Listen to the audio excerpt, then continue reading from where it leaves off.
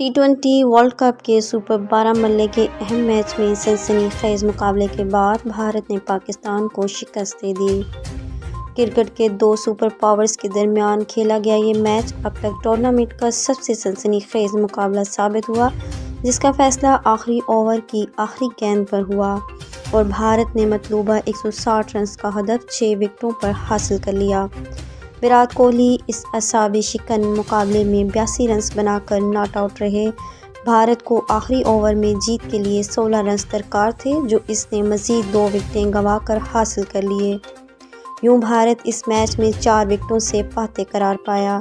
भारतीय बैटिंग के आगाज़ में 116 रन के हदफ के ताक़ब में भारतीय बैटिंग लड़खड़ा गई थी और सिर्फ 31 रन पर 4 खिलाड़ी आउट हो गए थे।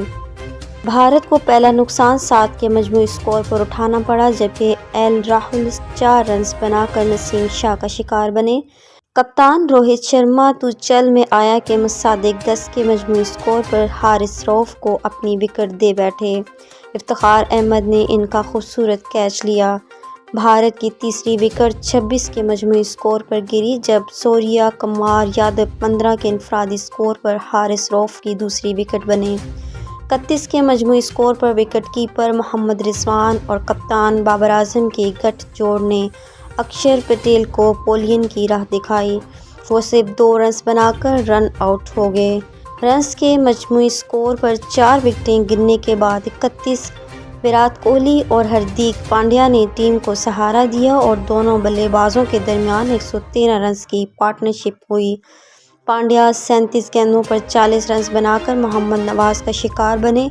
तमाम दूसरे एंड पर विराट कोहली डटे रहे। आखिरी लम्हात में दिनेश कार्तिक रन आउट हुए तो मैच में थोड़ी सनसनी पैदा हुई।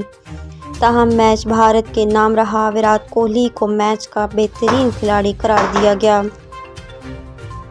इससे कबल भारत ने टॉस जीतकर पहले फील्डिंग का फैसला किया।